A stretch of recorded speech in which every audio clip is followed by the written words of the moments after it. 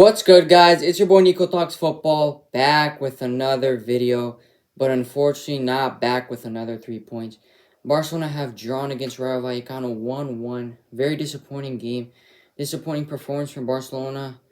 And maybe even though the performance was disappointing, I thought we might get a good result, like a 2-1. Get out of there with the 3 points, but not even that. It was both the performance and the result today were not good. I would say the performance was not good enough at all. The defense... Joan Garcia saved us today so hard. Defense was giving up I thought every defender was mid except for Christensen. I thought Christensen had a good game. We'll get on to the players later. I thought that the defense wasn't good at all. I thought the midfield was actually the best part of the team. I thought Pedri and De Jong did good. The attacking line was non-existent. I thought Rafinha, Lamine Yamal, and Ferran were non-existent today. Obviously, no shots on target in the second half. Very poor performance from them. A lot of issues for Barcelona. Just go over the game real quick. I thought we started out, as I predicted in the pregame analysis, the possession was going to be quite even, and it ended up being pretty even. I know Rayo Vallecano from watching them last year. They were very good on the ball, and they high press a lot. Their high press was very high. Barcelona could not get out of their own half. Like in the first half, they were having very much trouble beating the high press. So they started out the game strong, high pressing. Barcelona couldn't really break the press. Lamine had an early shot, which was good, but the keeper saved it. Didn't really have a lot of chances. Then we had Rafinha had a good chance, but he decided to shoot instead of pass it to Ferran. There, he should have passed it to Ferran, and Ferran would have had an easy tap-in, but Rafinha decided to shoot. Not a great decision from him. Then after that, we got the penalty, if I can remember. Before that came another Rafinha chance in which Rafinha did this time square it to Ferran Torres, but the pass was a little bit too long. Ferran's positioning wasn't there. I don't even know who to blame that one on, but both of them just didn't click on that. That was a good chance. Rafinha and Ferran should have connected today on 2 goals, but couldn't happen. And then we got the penalty. I'm not going to sit here and argue penalty or not. I honestly couldn't care. Do I think it's a penalty? No. But there is contact. He doesn't get the ball, so I understand the call. And also, people saying there wasn't VAR, I honestly don't care. This is La Liga's problem. I'm not here to address why La Liga doesn't have VAR in some stadiums and that's not my issue.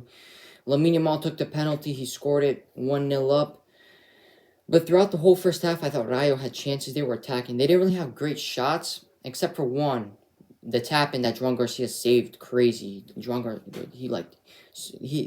player had a free tap-in and Joan Garcia saved it. That's the really big chance Rayo had in the first half, along with some other good build-ups. EC had a couple shots. The bald guy, EC Pazalon. And then other than that, I thought it was even. Barcelona weren't really playing the best. The attack wasn't flowing. The defense had some issues. But the second half got even worse. Alright, let's move on to the second half now. I didn't think that second half was good at all. I think it was way worse than the first half. The second half, Barcelona looked very vulnerable at the back. The defense was all over the place. Couldn't clear the ball. Couldn't mark the attackers. The high line was all over. The high line was all over the place the whole game. I'll get into the high line later. I think that's a discussion. Hansi Flick needs to seriously consider giving up the high line because it's not working. If it's not going to work against Vallecano, it's not going to work against PSG and Chelsea when we play them in the Champions League. That was a disaster. The second half overall, Rayo started attack. First 5 minutes, so it was pretty much even. Then after that, Rayo just everyone was just sprinting to the midfield, attacks left and right. Rayo was attacking with everybody. Everybody was going forward. The 2 fullbacks were up and down. Were just up. The fullbacks weren't even really tracking back. They were just going up. Rayo just sent everybody forward and it worked. Barcelona couldn't beat Rayo at all in the first 20 minutes. I'd say Barcelona got comfortable around after Rayo scored. That's when Barcelona got a little bit more comfortable. Before Rayo scored, it was chaos for Barcelona. They couldn't control the ball. There was nothing going through down in the attack. Rayo was just full-on attacking Barcelona. They had chances after chances. Joan Garcia saved us. I'm going to get onto the players. Joan Garcia, easily man of the match. What a performance from Joan Garcia. Sensational. He saved us so hard today. I don't know what it was, but I thought there was something Flick could do tactically, because I thought the only way you can change something is when someone's attacking you like this, is to go for tactics. But I don't really know what he could have done. Personally, I think Flick should have maybe changed the defense, because second half, Rayo was literally attacking like crazy. They were having chances left and right. The goal was coming. Everyone could see if you were watching the game, the goal was coming because they were having so many chances. I would like to see a tactical change because Barca defense, although the first half they were struggling, the second half was way worse, and they couldn't keep up at all. So I would have liked to see a tactical change. I would have liked to see five at the back, maybe He did bring on Jared Morin later. I would have liked to see maybe the problem is I want to bring in another right back or a center back. There's no depth that Barcelona really have. Like, that's the issue with Barcelona. We don't have a backup right back to really play in place of Koundé and Eric Garcia. We don't have a backup left back to play in as a result of Balde. Maybe Araujo, he could have subbed on Araujo, but I don't even know. Kubarsi. I don't know. Was Kubarsi even available for the game? I don't really know. What I think is he just didn't select Kubarsi or Araujo. They were both available, but he went with Christensen and Eric Garcia instead because he felt like their performances have not been good. Araujo and Kubarsi. I don't know. I would have liked to see a change though. Five at the back. That's what I would have done personally because the four but at the back wasn't working. Because the four back wasn't working, but also Rayo was attacking so much, you need another defender in there to. And people might say, but Barcelona were trying to chase the game. They're trying to get that extra goal. Why would you play five in the back when Barcelona are trying to win the game, trying to get the extra goal? They need more numbers forward. No, we needed in that instance, even when we went up 1-0, when we saw how threatening, because before a football match, you can kind of tell, like, if it's not your day, it's not your day. And today was not Barcelona's day. They were not going to get. Barcelona wasn't going to out of nowhere just start performing excellent. From the first half, it wasn't a good performance. It was going to continue like that unless there was a big tactical change. So what I would have said is, you're 1-0 up, put five at the back, focus more on defensive structure, and if you get a counter attack, if you attack, that's fine. But we don't need another goal. We can just defend. That's what I would have done. Focus more on defensive tactics. Flick didn't do that.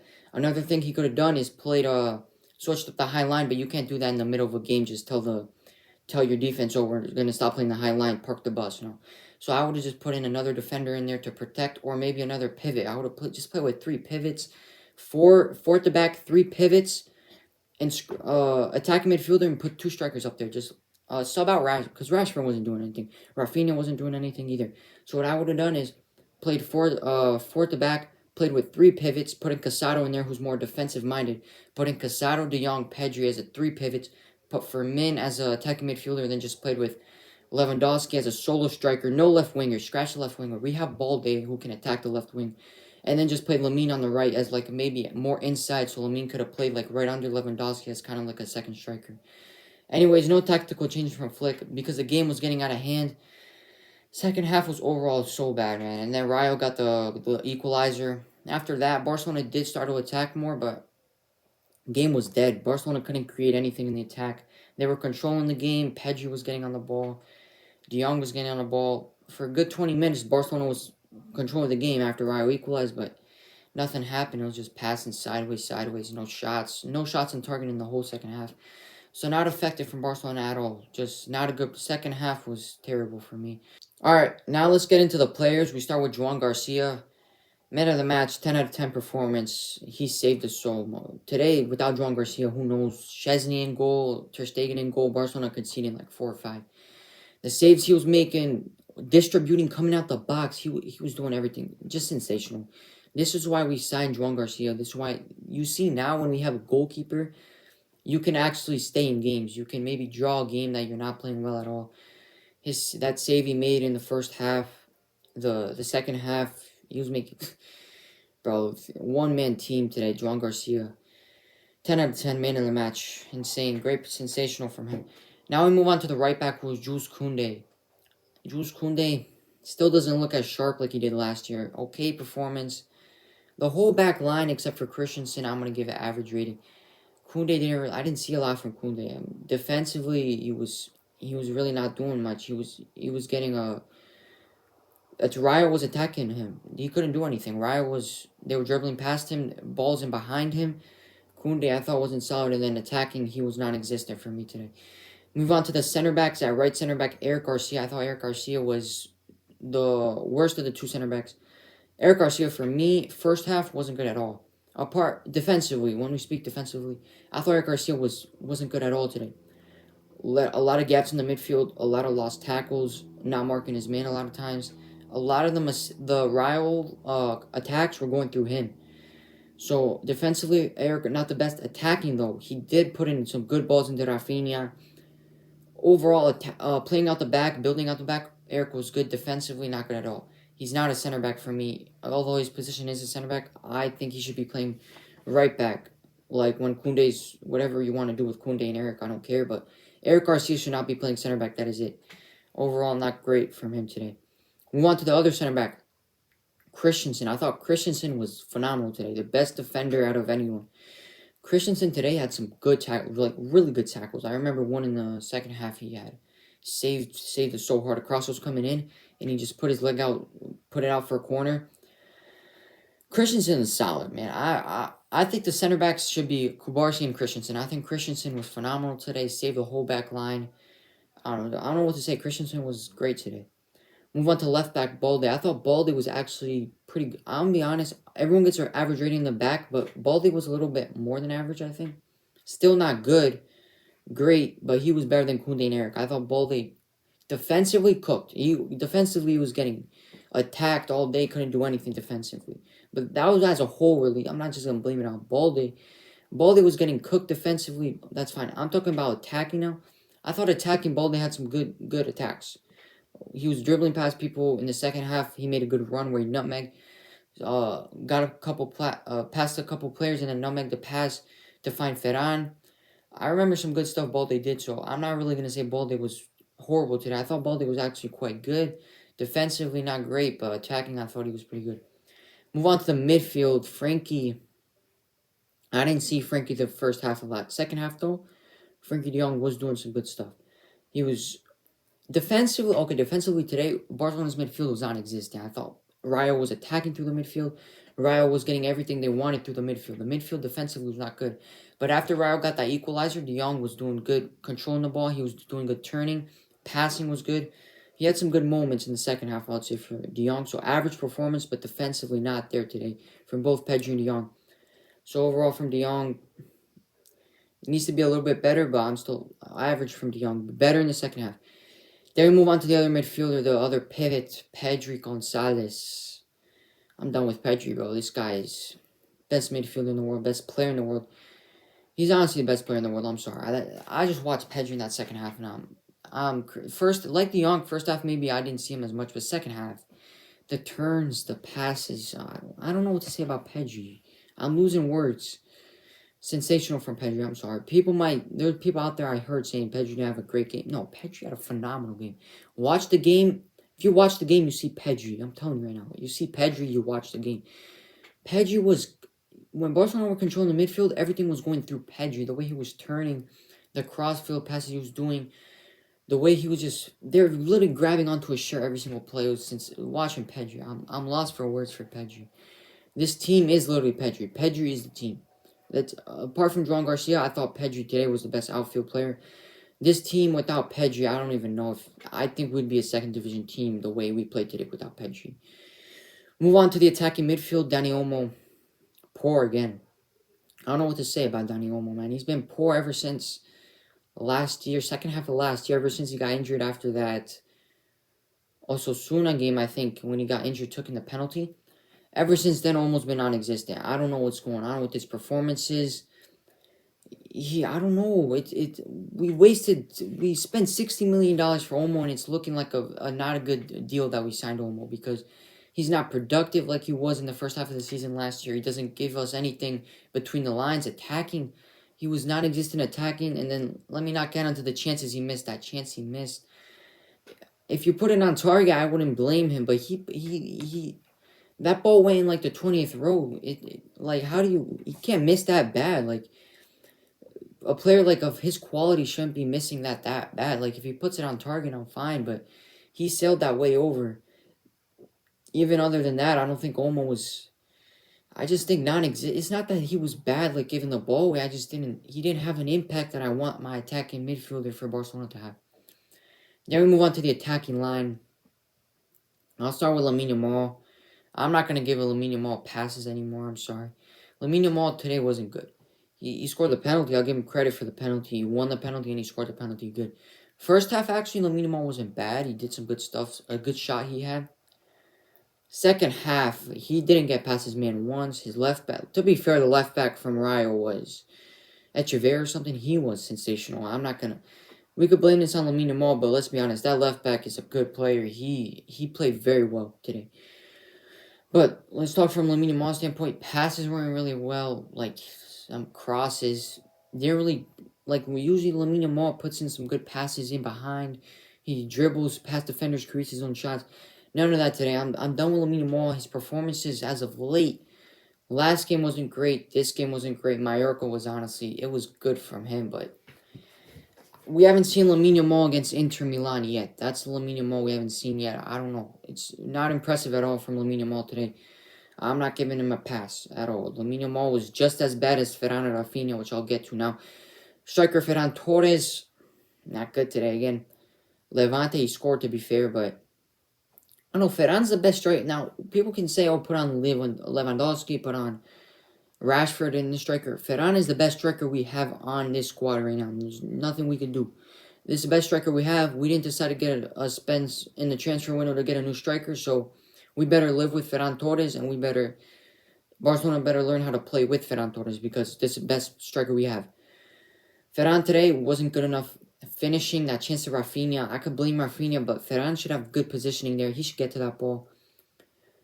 I don't know. I just didn't see Ferran much. I don't know what to tell you. Like, as the case with a lot of Barcelona players today, except for maybe Pedri, I didn't really see them a lot. As with Ferran, no shots, no hold-up play wasn't great. His runs in behind kind of non-existent. I don't know. Very average from Ferran, below average. Everyone was below average today except for Pedri, honestly.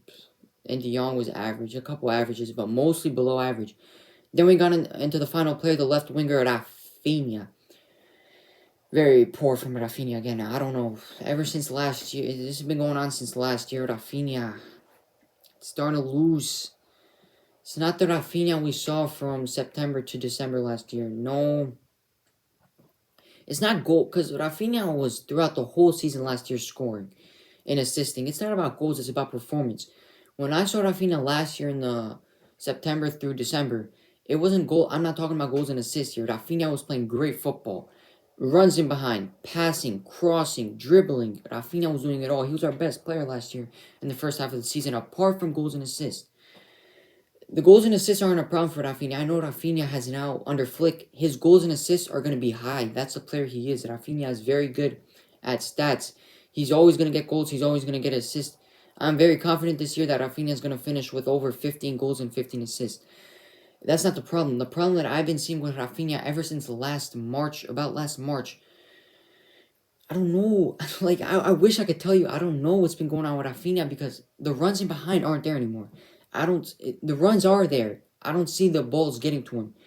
Last year in September at December, Rafinha was best on through balls. People playing through balls to Rafinha, and then Rafinha would have final third execution. Since March of last year, Rafinha has not been getting onto through balls. He's been making the runs. He has not been in behind defense threatening with his pace. A very fast player. He's not been doing any of that. Dribbling non-existent so far in the first. I know he's not a left winger. Look, Rafinha's not a left winger. I'm not expecting Rafinha to dribble out on the left wing. I know that's very hard. He's a left-footed player on the left wing. That's very hard for him to dribble. But the dribbling is non-existent from Rafinha. He can't take on a man. He can't take on anybody. Then we got on to final third today. Rafinha's decision-making has always been poor at times. So Rafinha today, when he shot that ball instead of passing it to Ferran, that's normal for me. I expect it. Some games, with a player who gets so many chances, Rafinha creates so many chances for himself. When you have 20 chances, you're not going to score 20 chances. It's just the beauty of football. So it's normal for me. Like, I'm not mad at Rafinha for missing those chances. That happens. Is it important for him to score? Yes, but I know Rafinha is going to score chances, so I'm not mad if he misses them. The problem that I have is he isn't that effective winger that, for example, Lamine Yamal today didn't have the best game. We needed Rafinha to step up. And this may be that he plays better under Lewandowski. I don't know. Maybe he does. Maybe he doesn't play as well with Ferran Torres. I don't know. But it hasn't been there for Rafinha ever since last year, so I don't know what's going on. But again, today, let's talk about his performance today, though. I thought average. A lot of people are saying Rafinha had a terrible game. I thought he was below average. but it wasn't terrible. Second half a little bit better. First half sloppy, pat. That's what I would describe Rafinha today. Sloppy. Had good ideas, but was sloppy.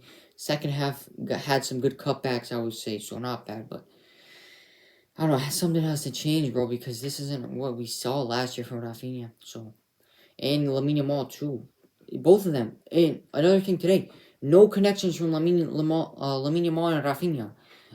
Lamine Yamal didn't play a single ball to Rafinha. Rafinha didn't play a single ball to Lamine Yamal. None of it today. When last year, Rafinha and Lamine Yamal were the best connection in all Europe last year. Today, we saw nothing from them. We haven't seen a connection from them since the Mallorca game when Rafinha scored. Very disappointing with Rafinha and Lamine Yamal so far this season. I don't know what's going on with them, but something has to change. Alright, now we get on to the substitutes. It was Gerard Martin came in, Fermin Lopez came in, Rashford came in, and Lewandowski came in. Start Gerard Martin. I didn't even see Gerard Martin, to be honest. I average from him. Fermin, some good stuff from Fermin. He was better than Olmo in my opinion, but still not. Fermin, coming off the bench, I would have liked to see him get a goal, maybe, or an assist. Be a little bit more impactful, but overall average from Fermin. Better than Olmo, though. I think Fermin should start every game ahead of Olmo. I don't know why Olmo's starting some games. Fermin is way better, in my opinion. Then we got on to Lewa. Thought Lewa was. Lewandowski, I don't know, he came in kind of late, but didn't really do anything either. So, these subs, I'm looking for the subs to do stuff. No impacts from the subs at all. Crazy. And then we had Rashford come in. Waste of a sub. Did some good stuff. Made a couple runs down the line. I'm going to get onto Hansi Flick in a little bit. Rashford, I'm sorry, I'm done with that experiment. Rashford's okay. He's not Barcelona quality, in my opinion. Play him at the striker position. Let's see how that works. Left winger, no. He doesn't do. It's not that Rashford doesn't do a lot. It's he really doesn't get the ball. When he gets the ball, he's either passing it backwards. Yeah, he had 2 good runs today, but it didn't make an impact like I would like. A goal or an assist off the bench or a cross or a shot. Nothing. No impact. A mistake that. Okay, I'll get on to Hansi Flick now. Hansi Flick, I think he's a great manager. Today was not it so far this season. Tactics, maybe. I don't know what you can say. Hasn't been it from him. Tactics, high line. I'm going to talk about the high line a little bit. The high line, I don't want to see no more high line. As I predicted, you can see my match review from last season or even my podcast with Muhammad. The high line isn't going to work this season because teams have figured it out and they know how to play now against the high line. They know how to play against the high line. You saw how much Rayo was attacking today. Less offsides because they know how to play now against the high line. You're setting yourself up for failure if you keep playing with this high line Hansi Flick. Tactics, in-game tactics management. Switch to a 5-back sometimes. Play with the third pivot. I know that's unheard in football. No one plays with 3 pivots. We needed midfield defensive structure today. No, there was no midfield structure in the defensive aspect of the game today. You needed a third pivot. I don't care if no one plays with 3 pivots now. You need 3 defensive midfielders when you saw Rayo attacking like that. Put in 4 in the midfield. Put in extra midfielder. You didn't do that at all. Instead, you just did straight swaps. Straight swaps. What I mean by straight swaps is he subbed in a left winger for a left winger. He subbed in an attacking midfielder for attacking midfielder. He subbed in a left back for a left back, and he subbed in a striker for a striker. He didn't sub in a left winger to move a left winger to a midfield. He didn't sub in a left winger to add another midfielder. That's what I mean when I want to see different tactics. You take out a left winger, play with 2 strikers to put in another midfielder because you see the midfielder is not balanced, so you need another midfielder. No, he just did straight swaps. And the big decision that I didn't like from Hansi Flick today, although Rafinha wasn't doing anything, you don't take out Rafinha for Rashford. If you're telling me you're gonna sub in Lukman, you're gonna sub in Rafael Leao, you're gonna sub in Ronaldinho, I don't care. You're gonna sub in some top player. Okay, you're subbing in Marcus Rashford for Rafinha isn't gonna do anything. If you saw Rafinha wasn't successful with the Rafinha right now is a top winger in football. He is the top winger along with Lamine Yamal and some others. If you think Rafinha, who is a top winger, was struggling, what makes you think that Rashford is going to be able to make an impact? What makes you think that Rashford is going to perform better than Rafinha? The thing with Rafinha, he could be having the worst game ever, and we saw this last year. He could be having the worst game ever. He will make a goal or an assist or something out of nothing. Like last year in the Benfica game, he didn't play great. He scored a last-minute winner. In the Atletico Madrid game, he didn't play great. He assisted out of nowhere. with a player who's so dangerous, you keep him on. If you sub in the 80 minute, I'm fine with that. You subbed out Rafinha in the 60th minute. Terrible decision. Rashford, when you know Rashford isn't much better. So that decision I didn't like at all from Flick. You keep on Rafinha. He's one of your most dangerous players. You need a goal, you stay on Rafinha. I don't care how bad he's performing. Overall, from Hansi Flick, luckily now we have the international break. We can regroup. Hansi Flick can look at the game so far, what's been going wrong, change some tactics. He's not going to change tactics, but address the team. I don't know. Something has to change because Barcelona so far this year have not been good. Every single game. Levante last week, terrible. Lucky to get a win in that game. Rayo today, worst performance in a long time. And then the Mallorca game was okay, but they were down to nine men that game. We should have won like 7-0. Every performance has been underwhelming so far. Not the Barcelona I wanted to see this season. Even though we have a really talented squad, but Pedri's been the team so far this season, and I don't know. We can't just keep relying on Pedri. But come back from the international break, we got Valencia at home. Who knows where that game's gonna be played? Camp Nou or Johan Cruyff? I don't even know. And then after that, we better figure it out against Valencia, because if we don't figure it out again, the next game after Valencia is Newcastle United in the Champions League away from home. So if we don't figure out the game against Valencia, we're going to be going into Newcastle with no confidence, no structure, no belief, and there it goes, down the hill. So Hansi Flick needs to change something, Barcelona needs to change, and overall, I was very disappointed today. Before going into the international break, I wanted to see 3 points, but more importantly, I wanted to see a good performance. And I didn't see either today, so disappointing result, but it's still the start of the season. It's a very talented squad. I'm still very confident Barcelona is going to do good things this season, so I'll be making some more videos this week, maybe some reaction videos, since it is international break right now.